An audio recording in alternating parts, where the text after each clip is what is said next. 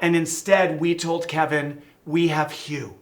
Wolverine is in. That already is a movie. I know, and it's true. I'm not even exaggerating. So when you watch other interviews that I will do in other countries, and when I say, I'm going to tell everyone that I stole that idea from this phenomenal interview that I did in Seoul. So thank you. Okay, if you forgot to do that, I'll leave comment on every interview. Oh my God, you're going to be so angry. You're going to be so angry. But if you go on any of our Instagrams, like one of my daughters was like, Dad, are you on a press tour or a bro trip? Because it lives every day. 반갑습니다. 이승국입니다. 7월 24일 개봉을 앞둔 데드풀과 울버린 팀의 내한을 맞아 감사하게도 작품의 연출을 맡은 숀 레비 감독님과 인터뷰를 할 기회가 있었습니다. 평소보다 긴 시간을 통해 재미와 정보는 물론 여러 배움까지 얻을 수 있었던 인터뷰 바로 시작합니다. 셋, 둘, 하나. Well, first of all, my name is Seung-guk Lee. It's a great pleasure to meet you, Miss Sean Levy. Nice to meet you.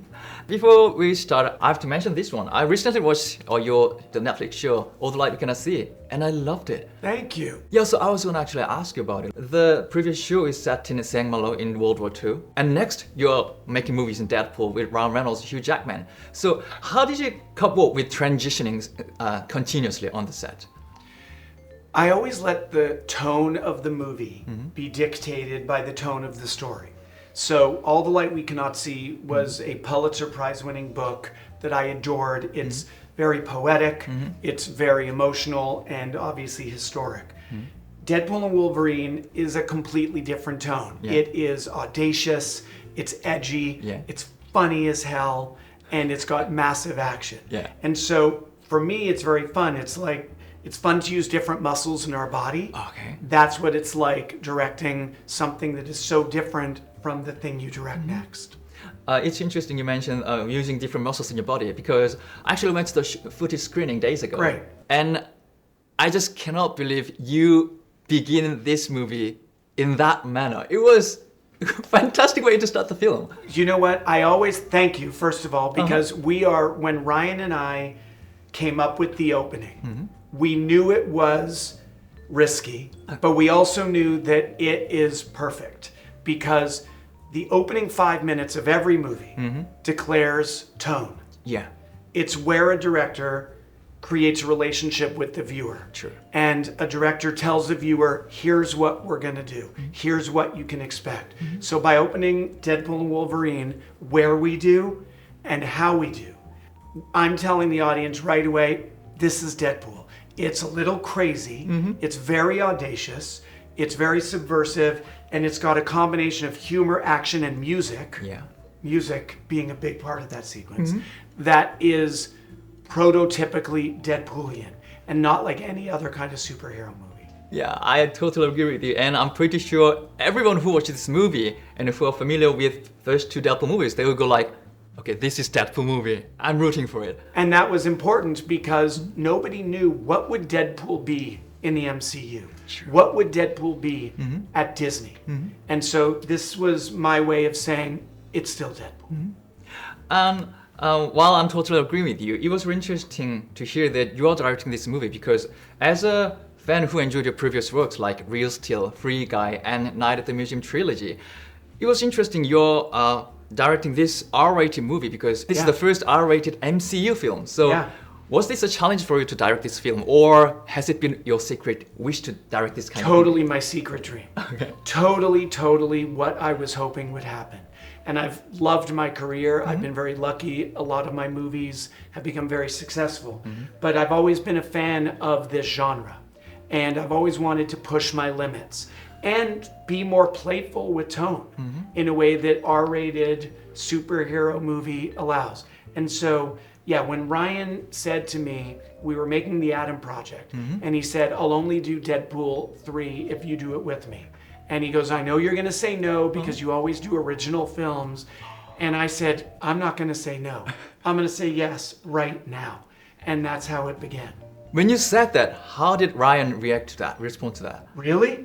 Really? You're in? That's what he said. I was like, yeah, man, I've been waiting for this. So, what's it called? You wear your heart on your sleeve. That's an expression in North America where your feelings are very much visible on the outside of you. That's how I live. So when Ryan asked me this, I was thrilled at the opportunity because I've made 14, 15 movies, but I haven't made a movie like this. And I always wanted to. Okay. Then that's how it all began. And on the historic day, August 14, 2022, Wow. this project was completed already because that's the day Hugh Jackman called Ryan Reynolds saying, I want to team up with you for the next Deadpool movie. But what you have to understand is for 5 months before that August, Ryan and myself and the other writers were trying to come up with the right story. And we would have these meetings every week with Kevin Feige and we would talk about, oh, what about this? What if this? What? Nothing felt right. Nothing felt like the perfect story for Deadpool and MCU. Okay. And the movie was probably going to evaporate. We were preparing to tell Kevin Feige, you know what? Maybe in a year or two, we'll try again. And that's when Hugh called. Coincidental.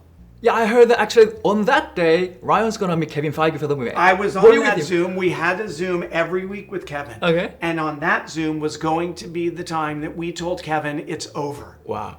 And instead, we told Kevin, we have Hugh. Wolverine is in. Wow. And everything changed. That already is a movie. I You know, said and we it's have- true. I'm not even exaggerating. Wow. Even hearing it makes me excited. Yeah. And I cannot wait to watch this movie. And now that you have Ryan Reynolds, Deadpool, and Hugh Jackman, there are a lot of things you could use for this movie. Let's talk about it. You have your talent as director. You have Ryan Reynolds as Deadpool and Hugh Jackman as Wolverine. And you could use all the assets that Disney and Fox Studio had. You were like Thanos with all the stones in it. But ironically, making a movie is not about pouring everything in. It's about knowing what to give up, knowing what to leave out for a limited running time of the movie. So as a director who made this movie, what was your focus that drew boundaries among the rich assets you had? Very, very good question. And I'm definitely going to be stealing your metaphor of Thanos' glove.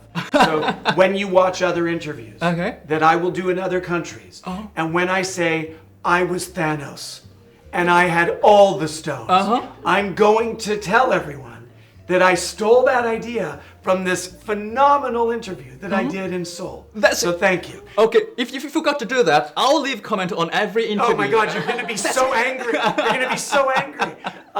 To answer your question, this is how you stay disciplined. Everything is possible because you're right. It's an embarrassment of riches. So the rule was, what does the story want? I could have had 700 cameos in this movie. Sure. But if the story doesn't want it, if it doesn't make sense for these characters, then we said no.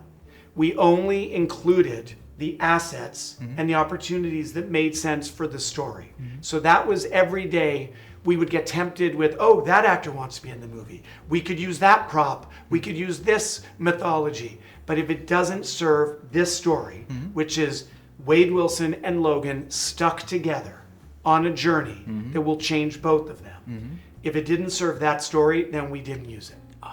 So you're solely focused on the story. Yes. The fundamental story of this movie. Correct. And let's talk about a little bit of the story. I know you're afraid of Ryan might hit you while you're really spoiling too much, so you don't have to give out too much.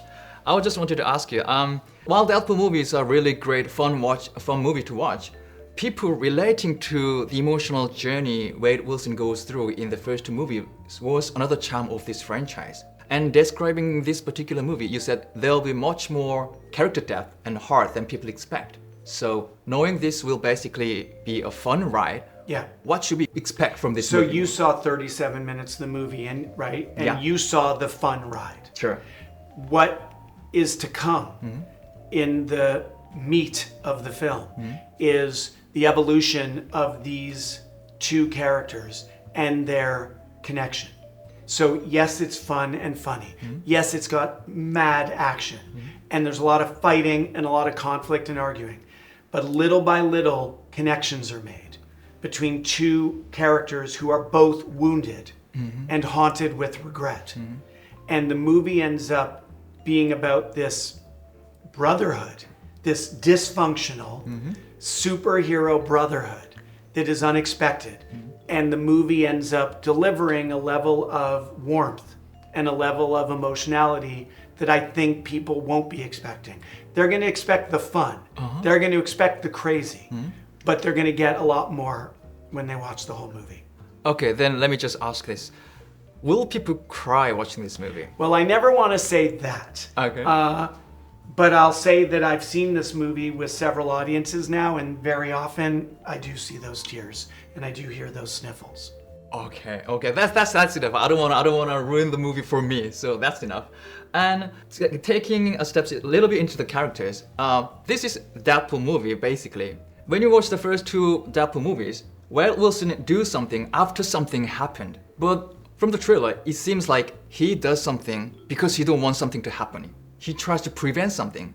So the feeling I got was, oh, maybe the emotional journey we might relate to this time might be the fear he feels. Will it be that something we will explore this time? There is that, but I think that the more relatable premise of this movie is when we meet Wade, and I think we showed some of this in the trailer, he is a man who has given up certain dreams, given up certain hopes, and he's living a life that is a compromise.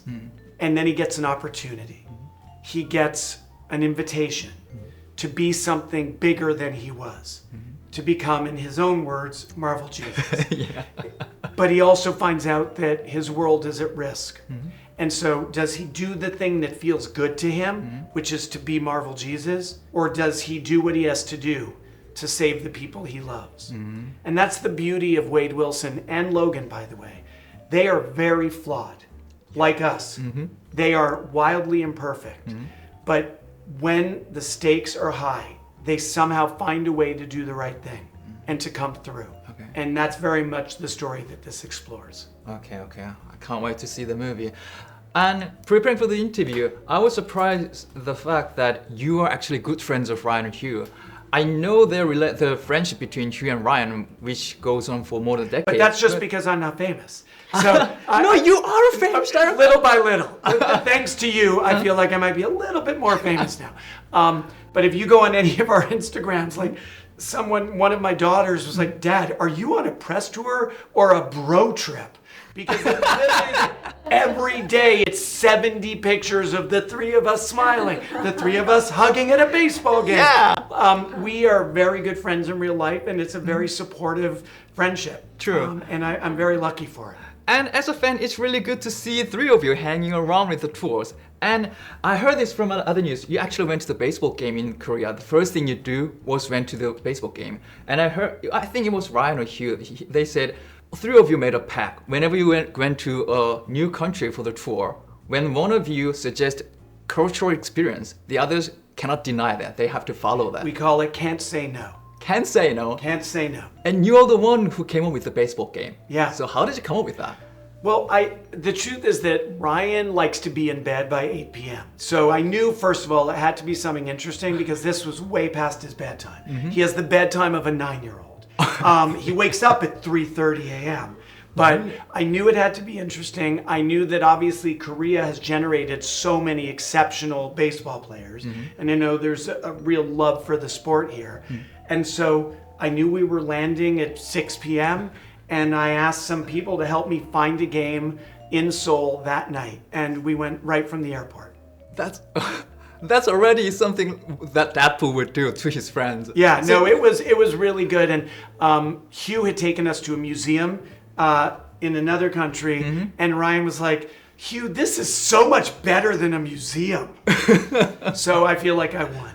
Okay, yeah, you won it. Yeah. But the next country is Ryan's choice, and I don't know what it is. Okay. So I'm excited for the surprise. Yeah, I'm also waiting for your Instagram to come what the result was. Every time you see another smiling three-shot, you're going to know that I'm the other friend. Okay. And talking about the friendship between the three guys, I wanted to ask you, because you're so good friends, were there any moments while you're making the movie, were there any aspects that only you could pull from them for the movie because you're good friends with them? Have you interviewed Hugh and Ryan? No, I'm doing it. You should ask that question. Ask that question of Hugh. Because there were a few scenes, Deadpool is obviously the comedy engine of the movie. Sure. Logan is the soul. And there were several scenes where Hugh was giving a very emotional performance in a scene. And because I know Hugh, and we've been friends since Real Steel, I was able to just say a few words to his ear quietly off to the side, suggesting how he might take an emotion further or withhold it more. And because I know him, I was able to calibrate his performance in a way that I don't think I could have if I was just a director and he was just my actor. Okay. Then I'm getting a sense that that might be the scene that people... There's a scene that you've seen in the trailer where Hugh is in a white t-shirt and he drops to his knees. And you can see, oh, this man is wrestling with something. He's wrestling with pain. And that scene is one of the scenes where Hugh just takes a Deadpool movie and says, this is mine now. This is mine now. And he does work as Logan in this movie. And I love the movie Logan and I love the X-Men movies, but he shows colors of Logan in this movie that we haven't seen from him before. And you'll need to wear a jacket with a handkerchief so that if you do have a few tears, you just whip it out and you're all set. If I cry watching this movie, I will upload it and let you know. I'll tag you. I love it. SLV Direct on Instagram. I'm looking for it. And let's talk about the fans. You said a little bit about being risky with the introduction of this movie. Giving birth to this franchise and making this a huge success, Ryan Reynolds worked hard as producer, but also during the whole process, the love and support from all the fans around the world has taken a huge part in this franchise. From the leaked online video to the all green light thing, we all know the story. So when you're making this movie, there's no way you can just ignore that fans will be waiting for this movie. But when you're on the set, it's impossible for you to see the simultaneous response from the fans. So how did you decide what will be working for the fans or not on the set? You get very good at turning up the volume and then hitting mute. You're very aware when you're doing something like Deadpool or Logan, and I certainly have learned this on Stranger Things also, the cultural noise is so loud.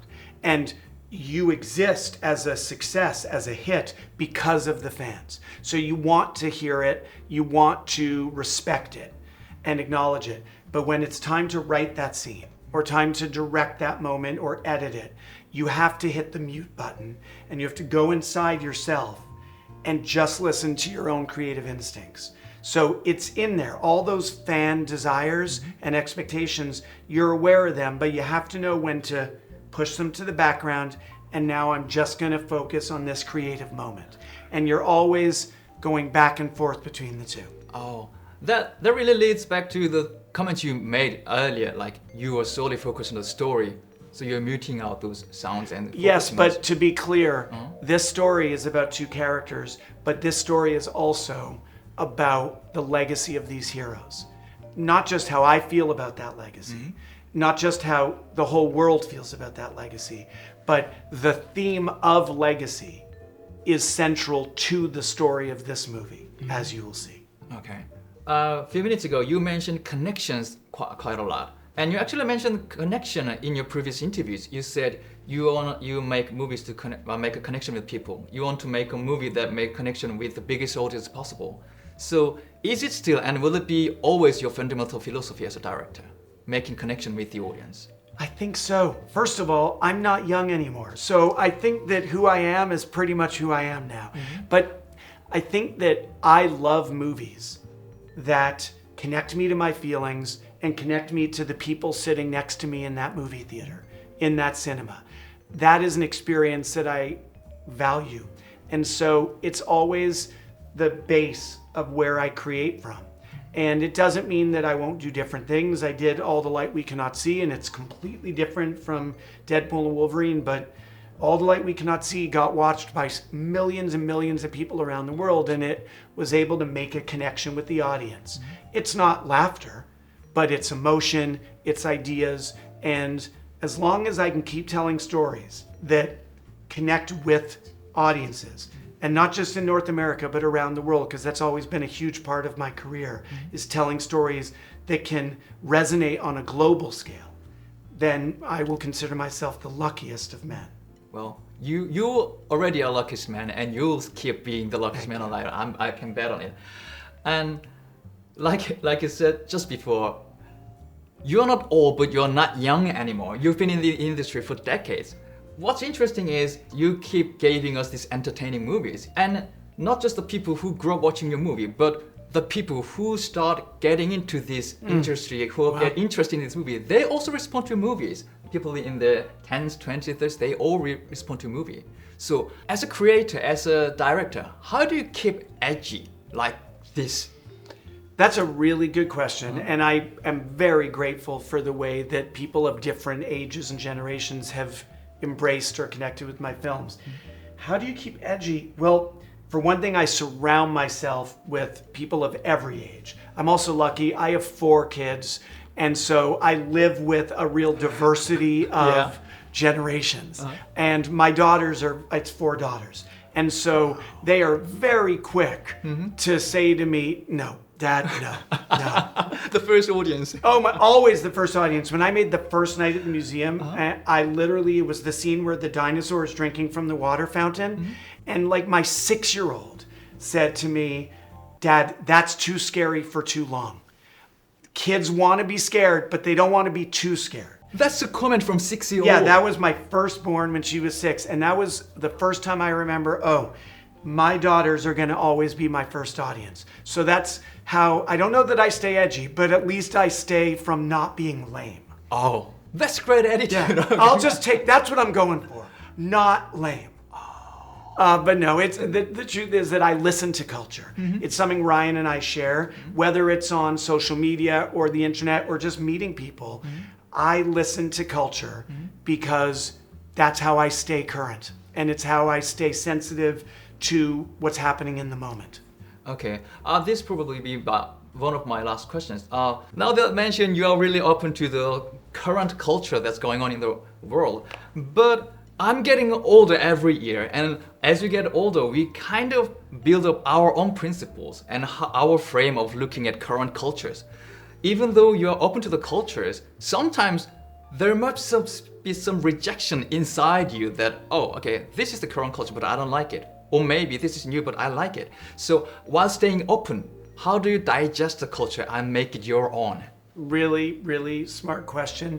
I think it's really more generally, how do we connect with people and not be disloyal to who we are? At the end of the day, it's all a matter of a certain comfort with your own identity, a certain acceptance of who you are.